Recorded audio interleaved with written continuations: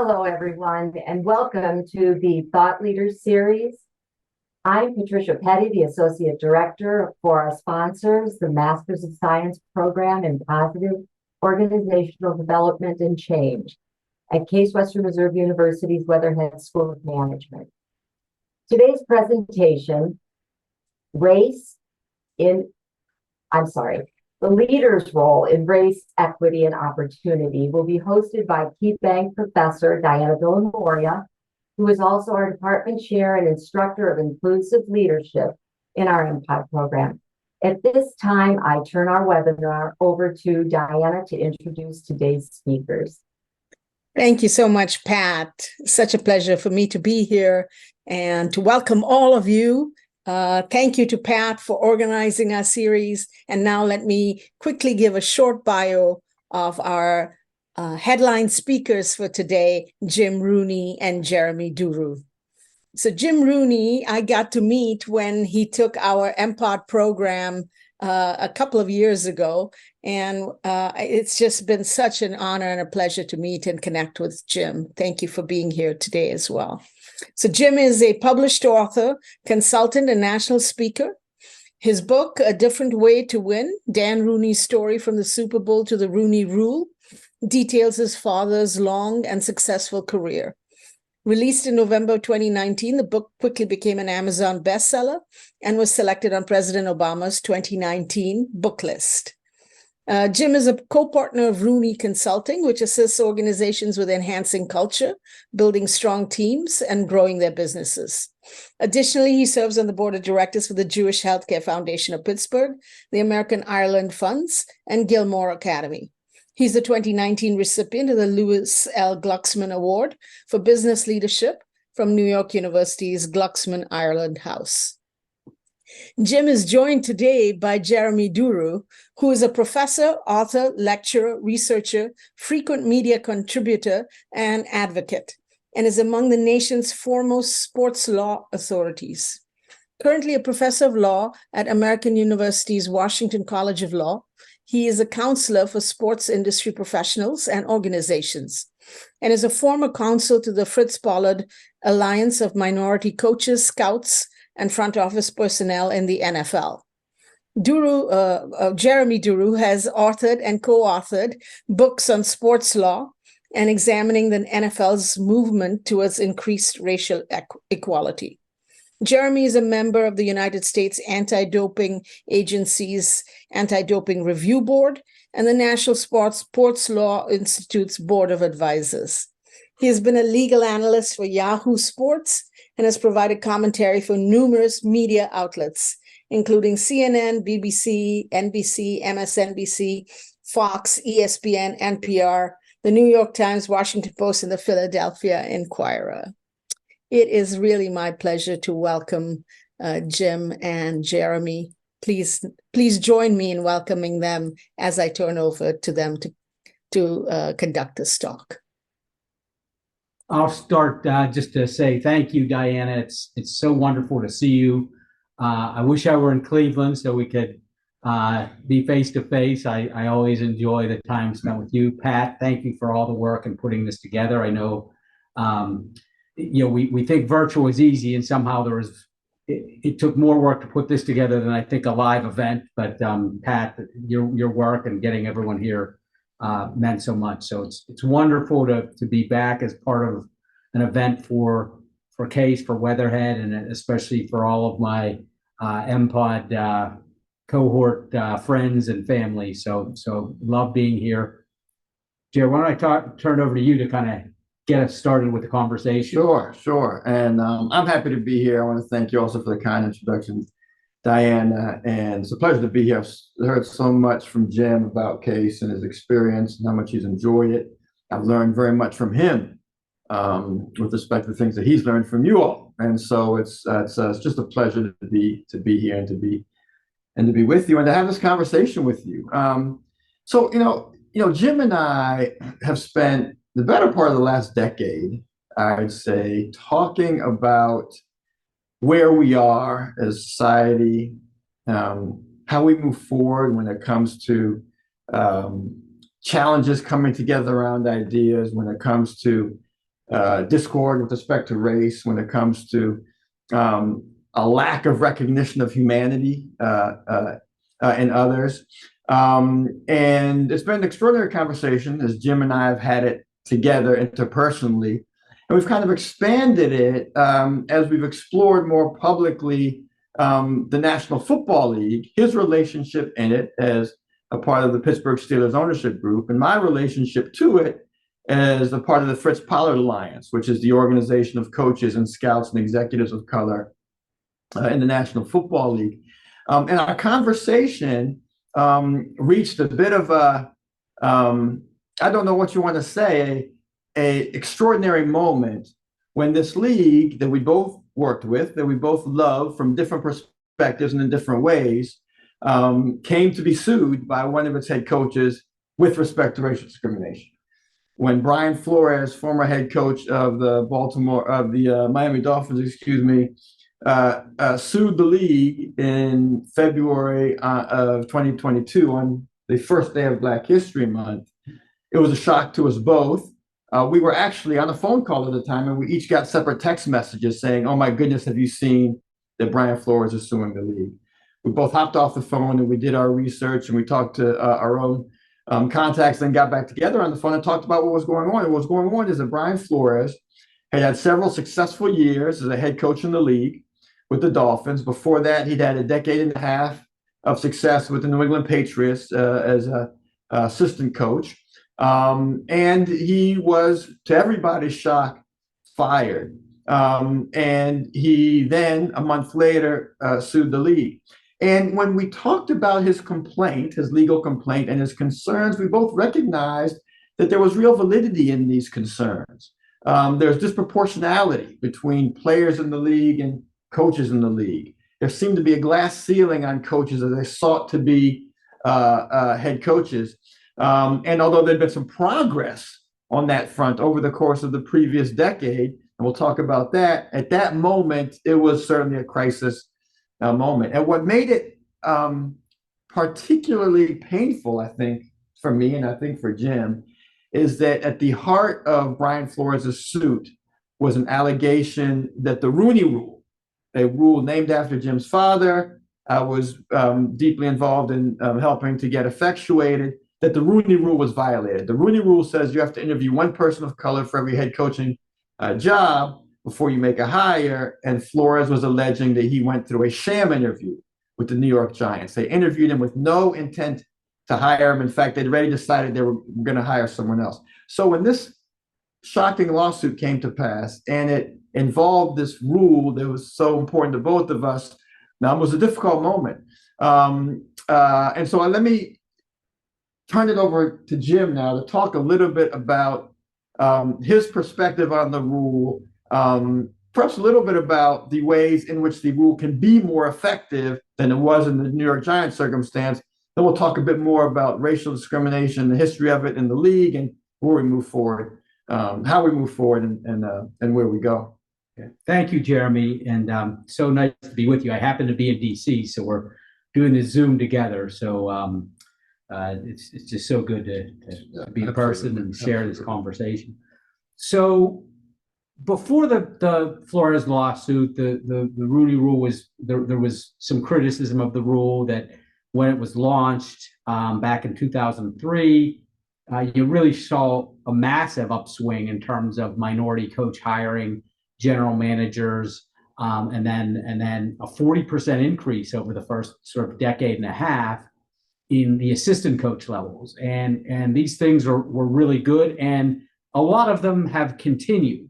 But certainly at that head coaching, at that job that is sort of the key front-facing of an NFL team, which has, whether you like football or not, has a very large footprint and impact on American culture and society. There began to be fewer and fewer head coaches of color. And then you got to Brian's lawsuit. And so the conversation came about, does the Rooney Rule work? Should it be, should it be amended? Should it be canceled? What should we do about the Rooney Rule? And Jeremy and I had been investigating this. I've been following his lead from a legal standpoint A lot of conversations from the experiences that I saw my father serve the original project manager, along with a gentleman named John Wooten, who we'll talk a little bit more about. But we kind of talked about, it doesn't matter if you get rid of the rule, if you enhance the rule, or if you do nothing. Any of these programs, and Diana, you know this well, and I think probably so many of the folks on this call know these things, but any of these policies, clearly we believe, and what we've saw from football, need three things. You need transparency, you need accountability, and we're going to talk about these, and Diana, I'd love to have your input as well. But transparency, accountability, and enforcement. There has to be some type of enforcement mechanism. But then we talked about watching the sham interviews in the sports industry, and particularly in football. And we said, there's one more thing, and it's much harder to put in a policy because it's a harder measurement. And that is this idea that you can't legislate ethics, that sincerity has to be part of it, that leaders have to believe in the idea that, diversity, that bringing someone in that doesn't look like me and putting them as the face of the brand or the face of the organization is important.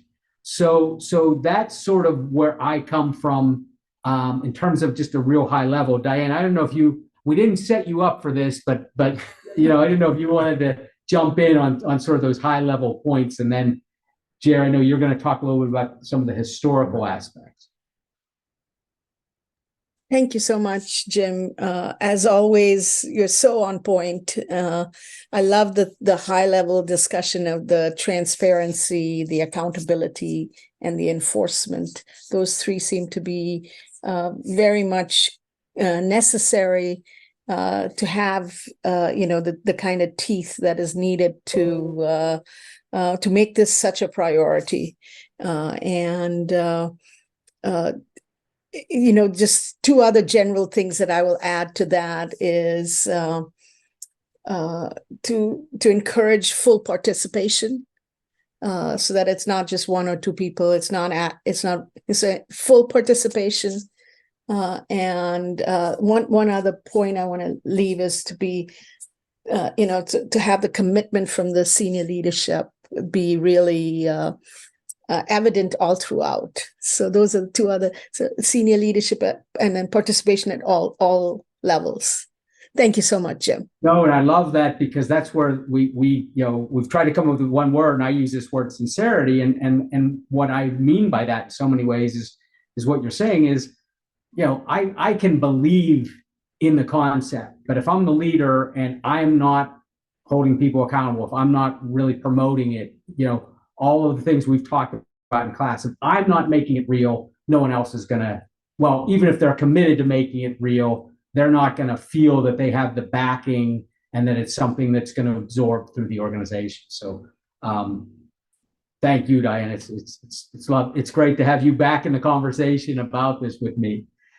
Jared, do you want to talk a little bit about, sort of the history of sports and football and why it's an important place? Yeah, absolutely. And I love, Diana, that you spoke to, universal involvement, everybody being involved, because over the course of the history of sport over the last century in this country, and we'll get to the NFL in particular, in the early days, nobody was involved in doing the right thing. There was nobody involved. There was very little commitment to equal opportunity, to diversity, to inclusion in the early days of sport in this country, and in the early days of the National Football League.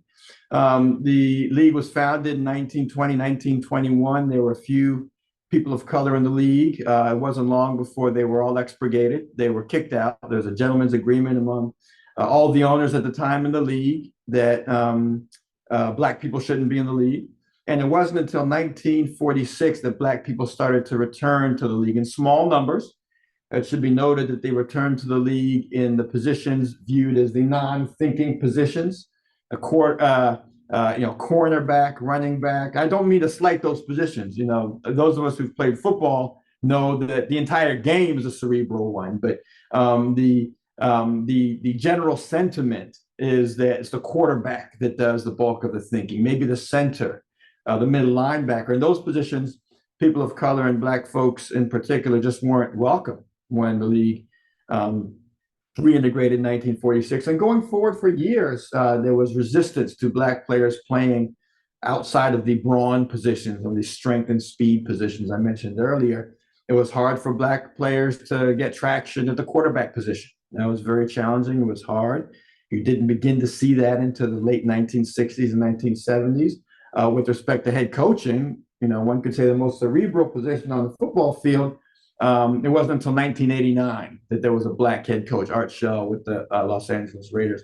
And the reason I want to go back to you saying everybody needs to be involved is that what you see in a situation like the NFL, where there is a league, but that league consists of many individual clubs that are their own businesses. You have, then there were fewer, but now 32 individual people running 32 entities. And if they're not all involved in trying to pursue diversity, equity, and inclusion, then it's going to be hard for the league to do it. And what we had in the NFL context were a few individual businesses that were committed to the idea and many that weren't. One of the ones that was committed to the idea is the Pittsburgh Steelers, which is the origin of the conversation that Jim and I have had. And there were a few others as well, but in the early days, in the 50s and 60s and 70s, really the Steelers were taking the lead. And it wasn't enough to push the league into a place where these truly were values of the league. And so what you had was, as I indicated, Art Shell getting the job in 1989 as the first Black head coach in the modern era. And the years that followed, people thought because Art Shell did a good job that the numbers would start to increase. Let me point out, Diane, it's important to note that at this point, almost 80% of the players in the league were Black. But you add just the one Black head coach out of 32 clubs. And so there was a sense that more clubs would hire people of color going forward. But the numbers remained low. Maybe you go up to 2 head coaches out of 32, 3 out of 32, back to 2, back. And so it wasn't until 2001 that we're at 3 head coaches of color, 2 of whom, though, were fired that season, leaving us with 1 head coach of color all over again, a decade after Art Shell's momentous work with the Raiders. And that created a crisis in the league. And it resulted in a litigation threat by a lawyer out of DC and one out of Los Angeles, working together with some NFL executives, former NFL executives. One's name is John Wooten, who Jim mentioned. He played for the Browns for many years, Cleveland Browns. In fact, he might be there right now. I'll talk to him. He may have been there a couple of days ago for an event. He still loves the city, lives in Texas now, loves the city, but he's kind of known as the godfather of the movement of color in the league. Very well respected. These lawyers and John together, they challenged the league. They threatened a lawsuit. They said, this cannot continue. And what came out of, I'd say, 3 months of negotiations was this Rooney Rule that we've mentioned. So previously, not all of the clubs that were involved or interested. As I mentioned, the Steelers were one of the shining entities in this regard, but most clubs weren't involved. The Rooney Rule was an attempt to get, to your point, Diana, everybody involved, all clubs involved. And indeed, all clubs agreed, all 32 clubs agreed, we will interview 1 person of color before making a head coach hire. Dan Rooney was the strongest advocate inside the league among the owners for this initiative. And consequently, the owners got together, they agreed. As Jim said, in the early days of the Rooney Rule, there was substantial traction. We had more head coaches of color. It was successful enough that the league expanded the rule to general managers and then to other business positions beyond that. And we started to see real progress. But going to where you were, Diane, I just love what you said. There wasn't universal sincerity.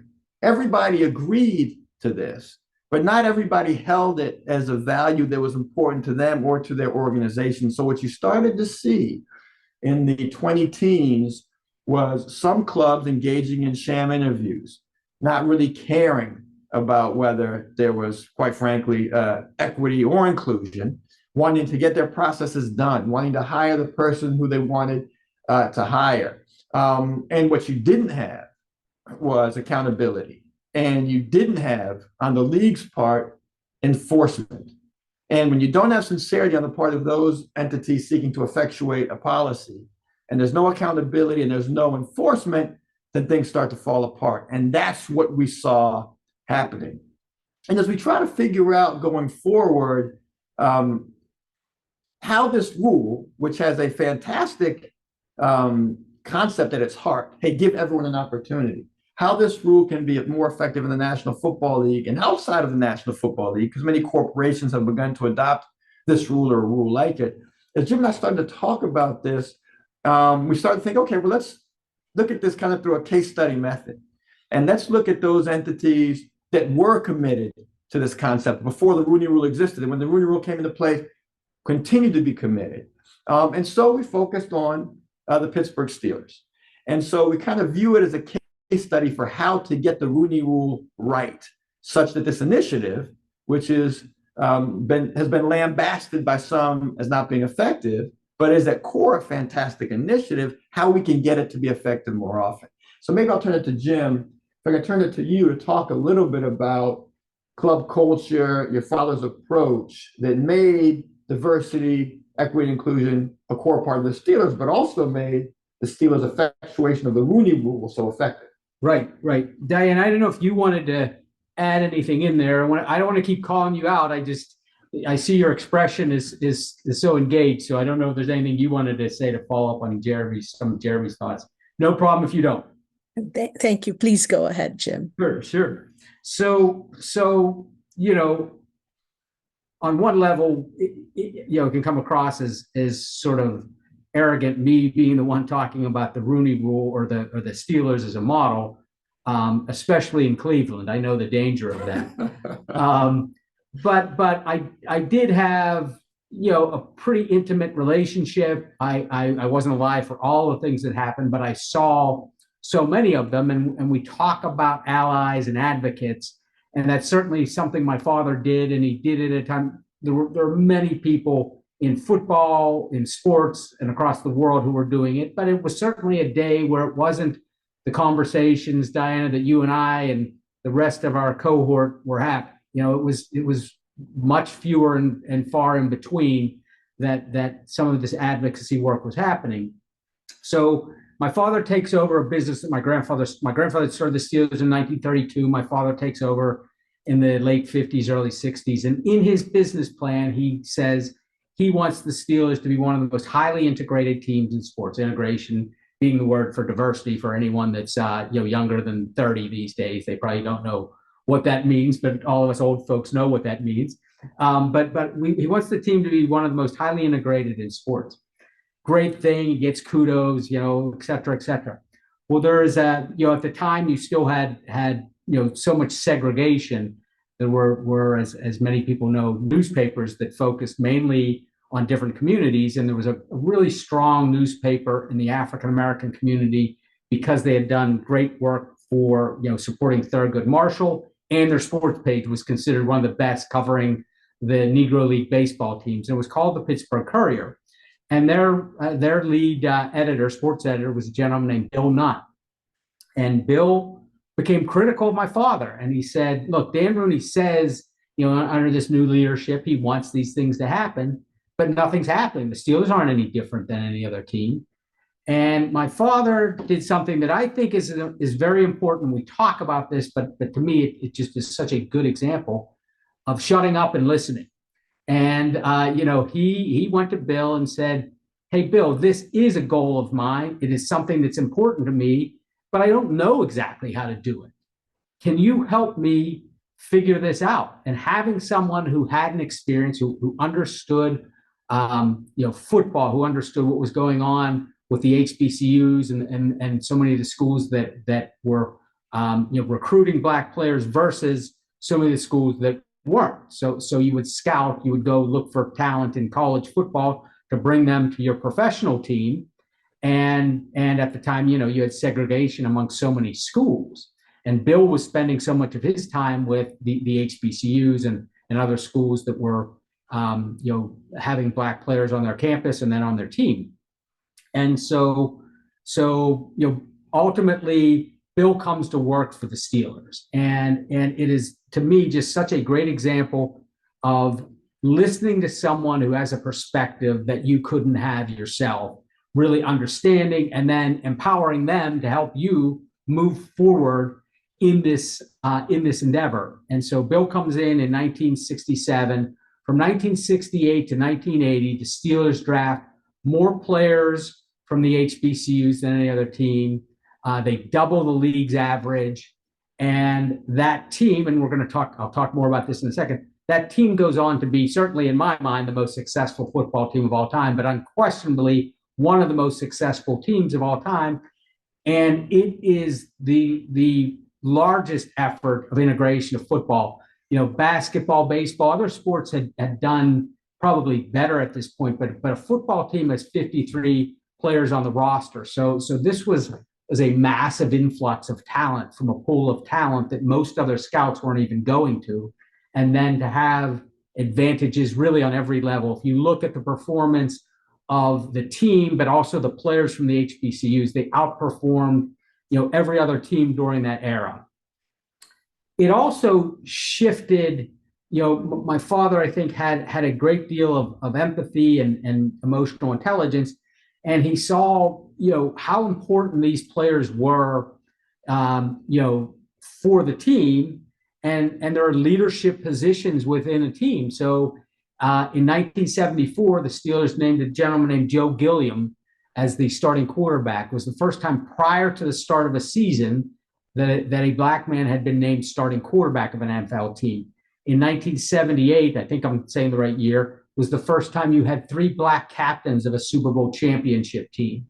In 1982, you have the first and youngest ever African-American defensive coordinator. So you have these critical markers, and they, to me, are very much a reflection of, not only, bringing Bill Nunn in, having someone that is going to get you to the point where you have diversified, you're bringing the numbers in, but then really changing the nature of the organization, and people could play in key leadership roles and have an impact on the team in ways that had certainly been rare in football and really in sports prior to that, when you look at team leadership, not just sort of individual contribution. And so you move forward to my father's hiring process. And, he had seen one of these assistants, a gentleman named Tony Dungy, not get, and clearly one of the most highly qualified coaches in football, not get opportunities to get interviewed, not get, clearly not getting the chances that a white coach, frankly, of his caliber was getting at the same time.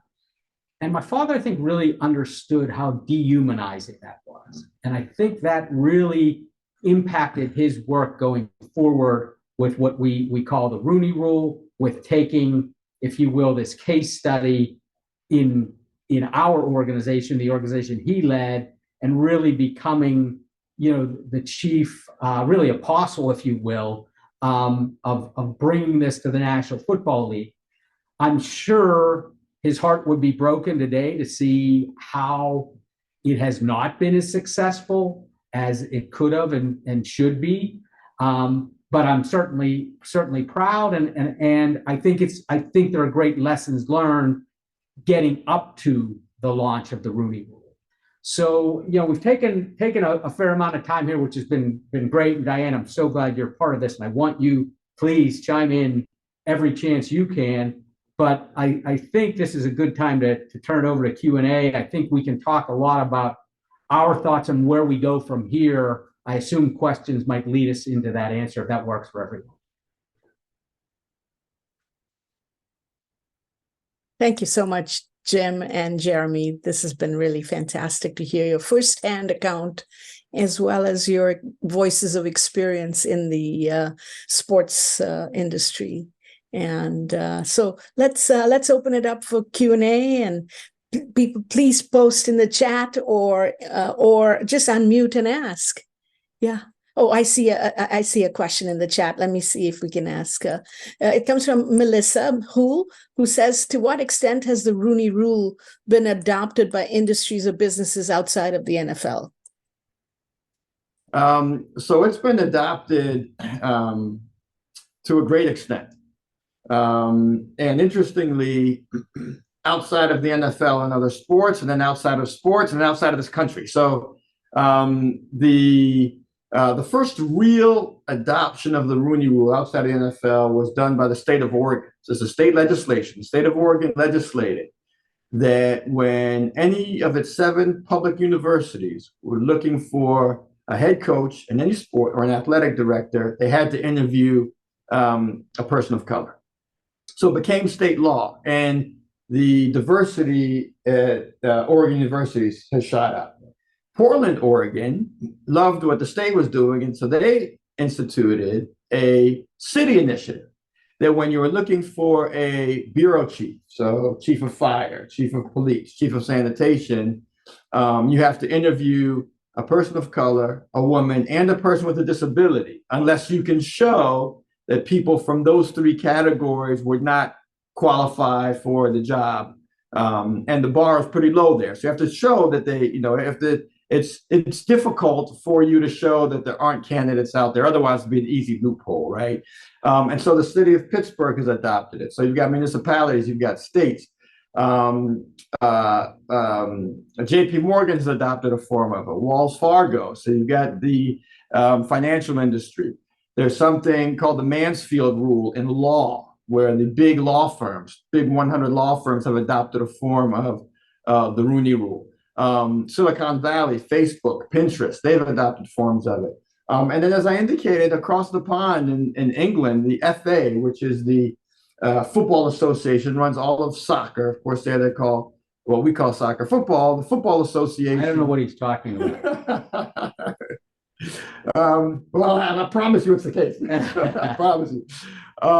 If you're looking for a head coach for any of the national teams, men's or women's, from the senior side you see playing in the FIFA World Cup down to the academies, 15 and under, 14 and under, you have to interview a person of color for the positions. And there are many other examples. I think this question came from Melissa. There are many other examples, Melissa, but it has been adopted widely.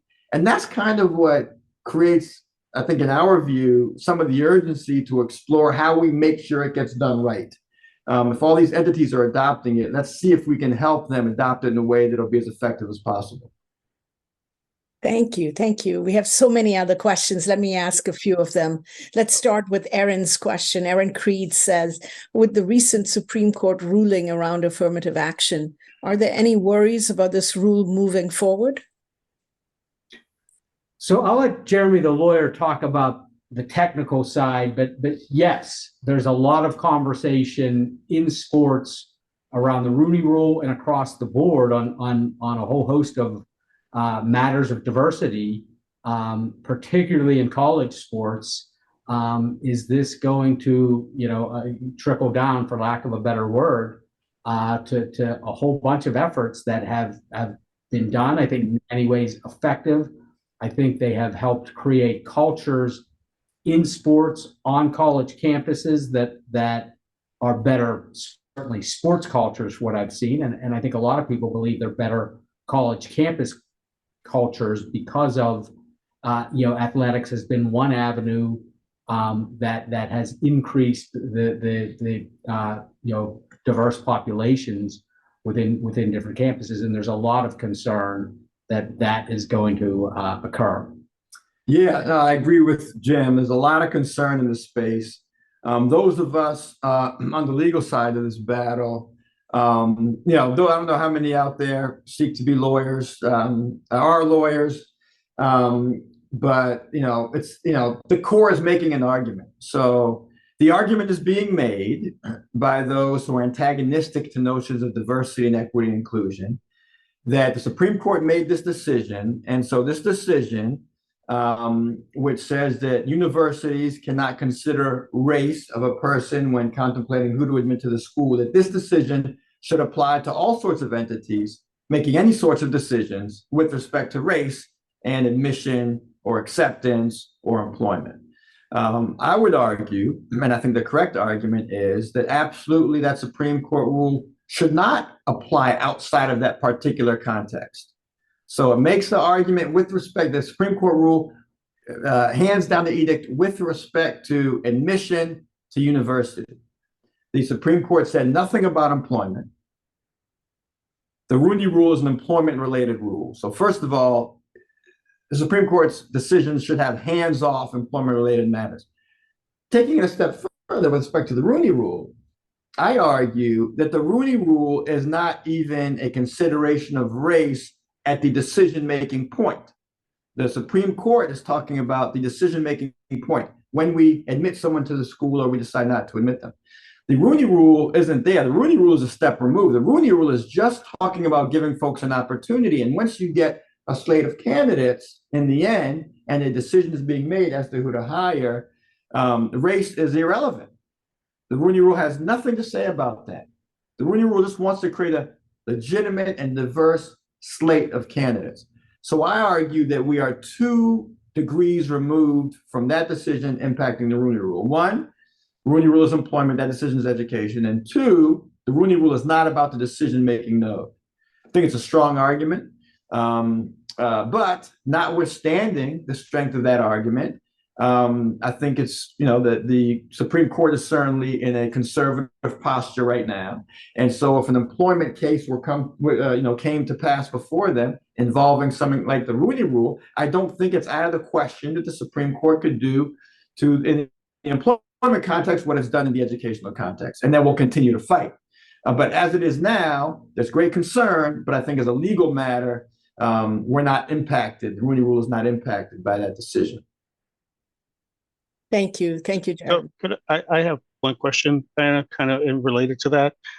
Because of that Supreme Court decision, they're already starting to see amongst major corporations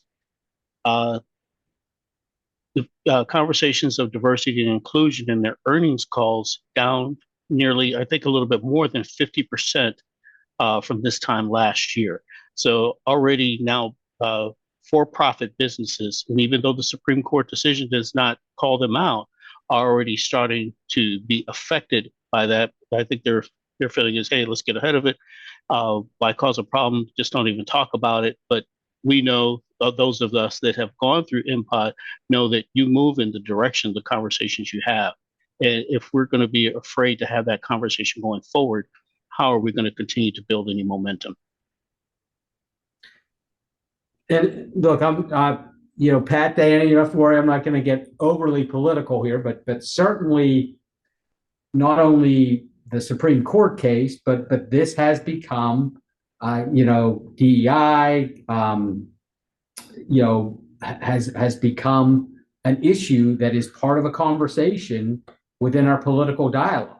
And I think that the same MPOD notion that we talked about, that the conversation, the energy, move where that focus is.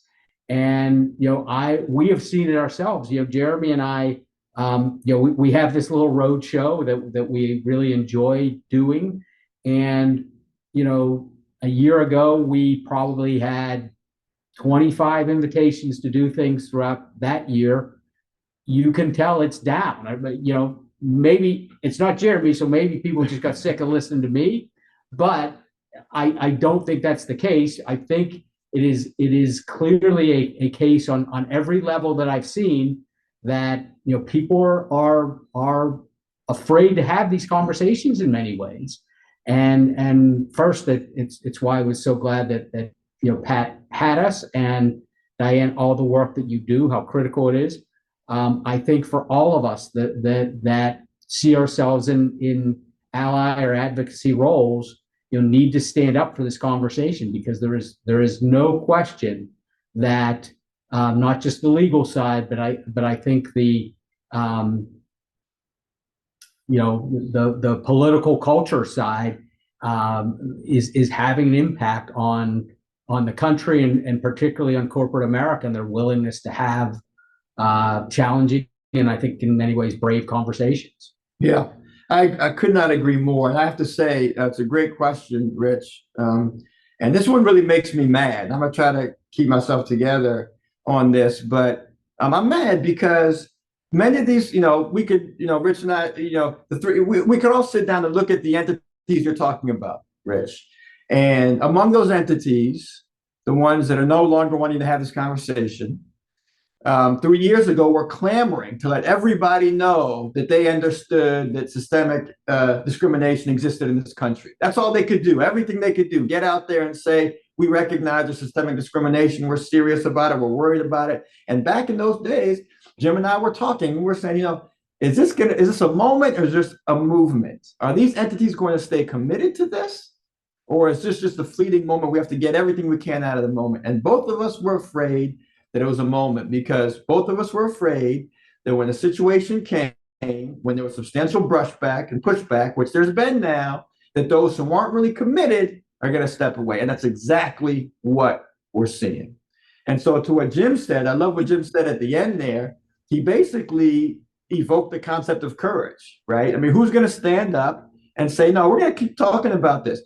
These entities, they need not step back at this point. The law is not requiring that they step back at this point. As you put it, Rich, they're trying to get in front of it.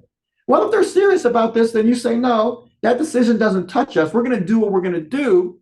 We're going to fight the decision. And if the decision comes down in employment and we have to deal with it, then we deal with it. We don't want to break the law. But right now, they're doing nothing to violate the law and continuing those conversations, but they're stepping away because they don't have the courage to stand in and keep having the conversation. So very frustrating. But those of us who are committed to these concepts have to continue having the conversation, then perhaps with greater volume, since many are stepping back from it. Yeah. Thank you so much, Jim and Jeremy and Rich. Appreciate all of these thoughts. And I see that we have only about 15 minutes left, and there's about 10 or 15 questions in the chat. So let's see if we can get to a few of them. And I'll just go in the order in which they were written. Ursula Adams asks, what do you recommend for a leader who is seeking to improve equity and inclusion without causing other groups to feel unfavored or overlooked? Ursula, thank you. That's such a good question. As the white man who comes from privilege and fortune that is not is recognizable publicly. I spend a lot of time thinking about this because it is important to me that I use my role to advocate for things that I think are important, and I've also had the great fortune of growing up in a locker room where I saw, the Clevelanders may hate this, but Joe Green and Franco Harris and Mel Blount and these superstar players function as human beings, not just cheering them on the sideline. But I've seen them with their families, with their children, with their wives, with each other. I've seen them, support my father, in this work, in ways that were of a cost to them. Him being a man of fortune, there was going to be some criticism, but it was never going to be the same, as these guys would face. Mel Blount has a home for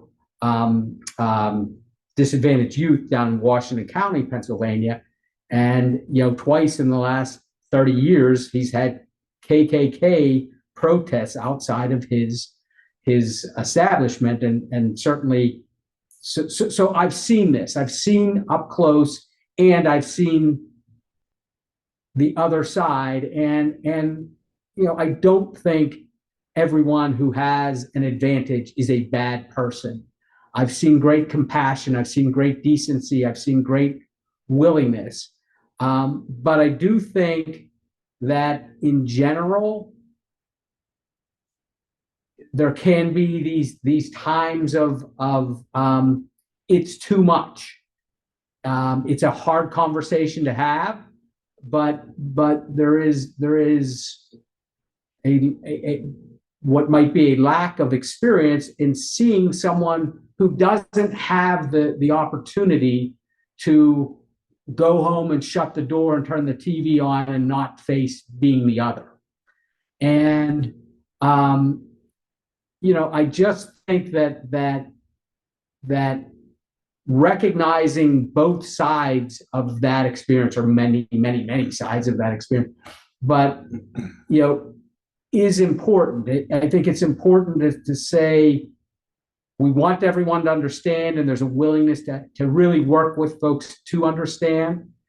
And there is a willingness to push and say, look, I know this is a hard conversation for you, Jim, but you have this opportunity to, not have to deal with this at certain times, maybe whenever you want. If you just want to go home and shut the door, I don't, if I'm Jeremy or someone from another experience. So I think it is, I wish I had, Ursula, I wish I had sort of more of a silver bullet than sort of an empathetic perspective.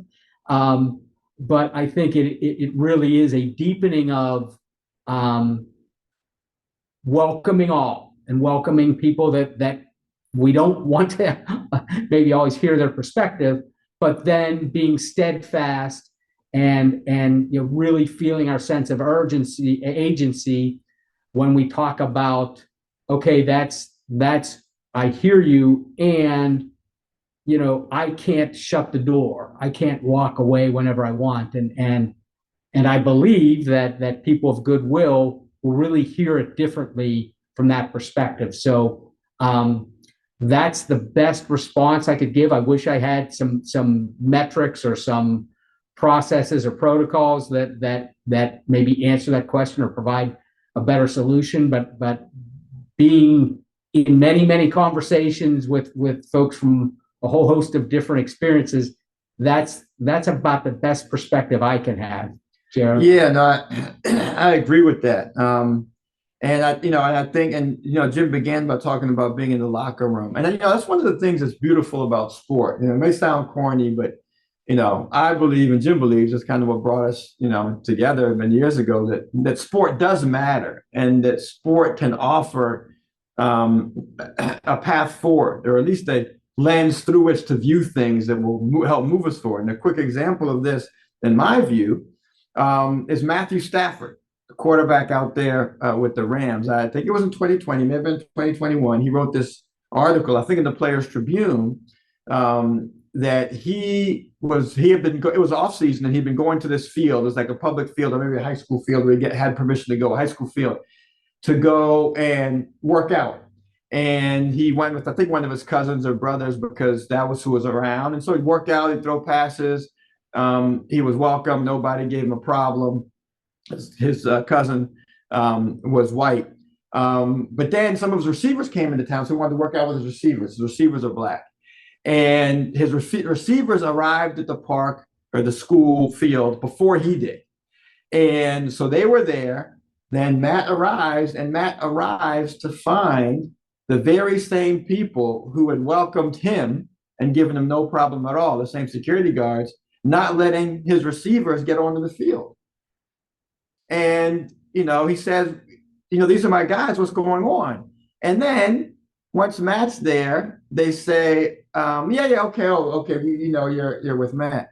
But when Matt was there previously, not because he was Matt Stafford, but because he was a guy, and his receivers, by the way, were also well-known NFL players, but because he was a guy who was able to walk on that field and be viewed as a typical white man, he didn't get the hassle that the typical black man got. And for Matt, anyway, he described it as an absolute revelation. He'd been in locker rooms for a long time, but it was so stark to him. Hey, they won't, they're not giving me trouble. They're giving my receivers trouble. And, any of us who have played sport know that there's truly a bond among teammates. And so in his view, they're giving my brothers trouble, but they gave me no trouble. And it allowed him to realize what indeed those guys, his receivers, went through on a day-to-day basis. And it grew in him the empathy. It grew in him the understanding that Jim was talking about, and made him more amenable to exploring the types of things that the person who wrote the question is considering. What do you say to folks when there are programs designed for folks who aren't like them, for folks who have been historically disadvantaged?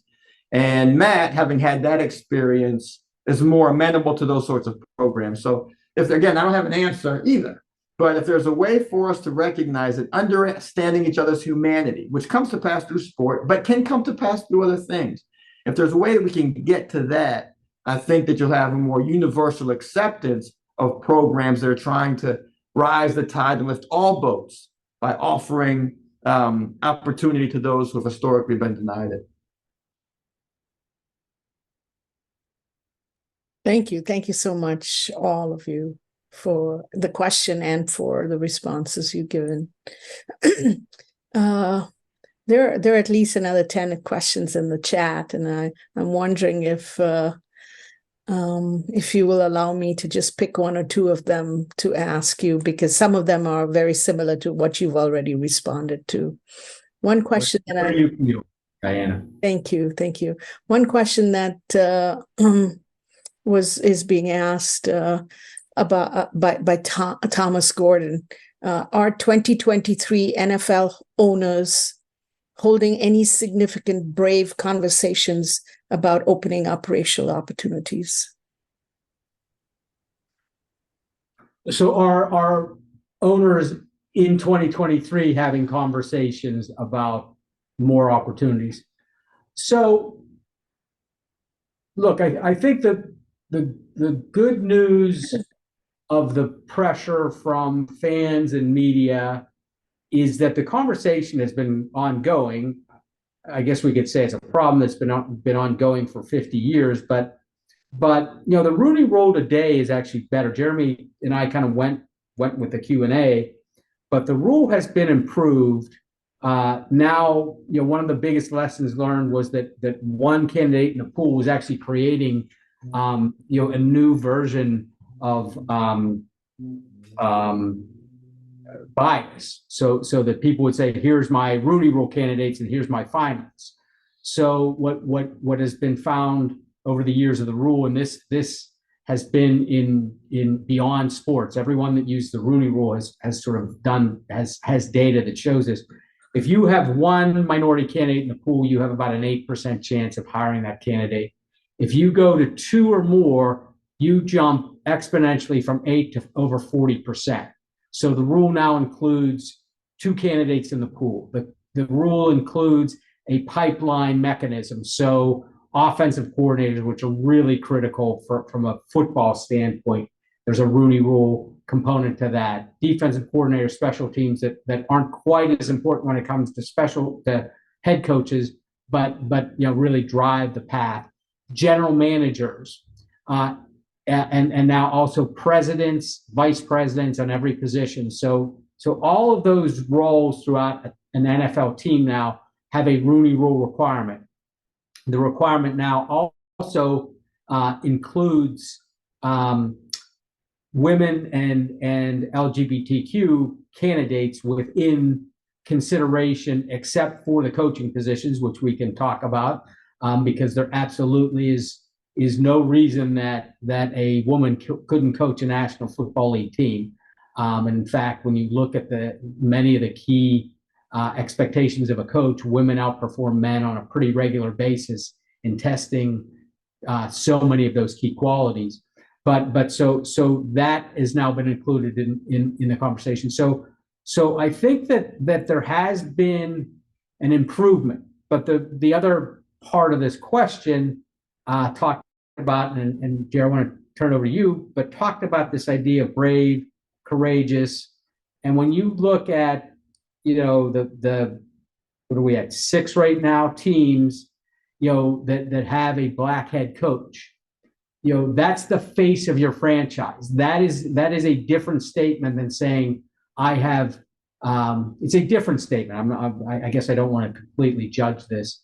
I have 20 assistant head coaches who are minorities, and the reason I say that's so important, because I think you're making a statement that says, if you're an owner, you probably look like me.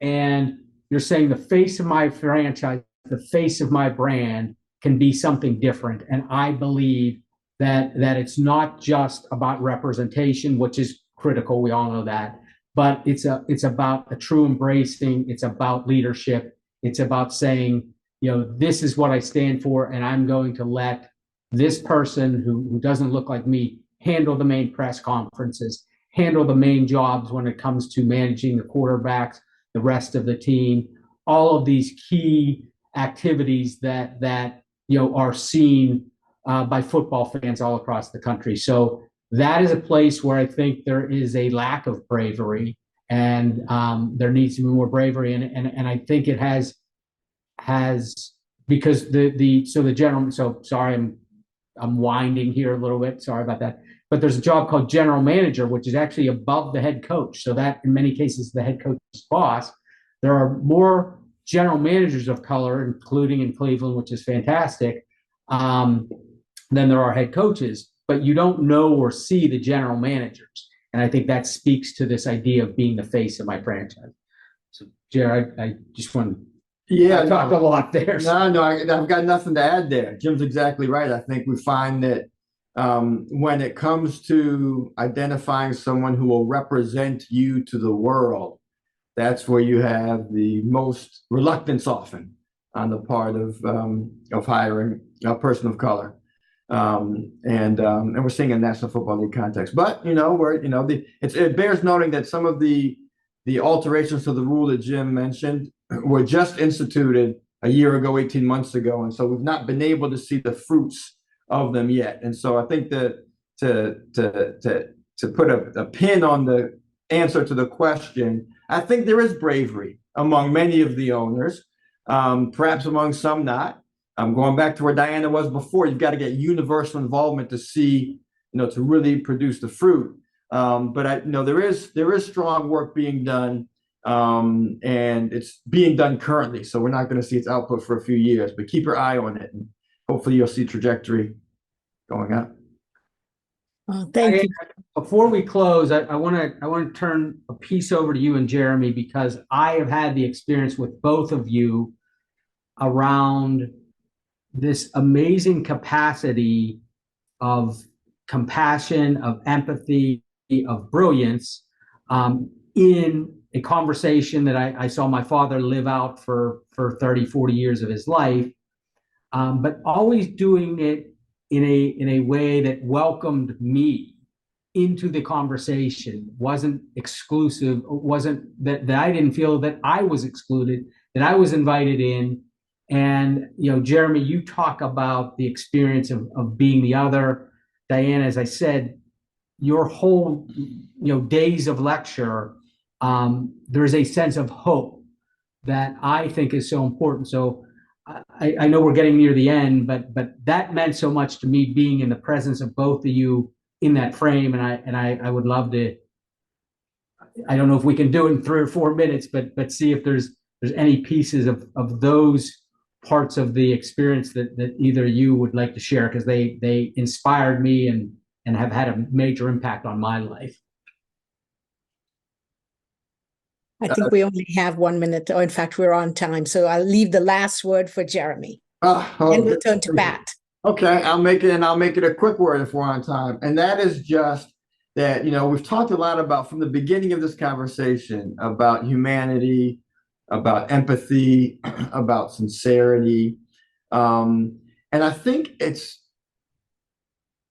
people who we see who are often the most empathetic, the most committed to the well-being of others, are people who have themselves felt like they've been on the outside, felt as though they've been pushed down, or they've been excluded, or they've not been welcomed into a dynamic. And I think to truly be empathetic toward others who have had those experiences, everybody should have that experience. Not, I don't know, how you necessarily manufacture it. Jim's daughter, I'm not suggesting she manufactured it. She went for her own reasons, but she went and spent a year in Botswana.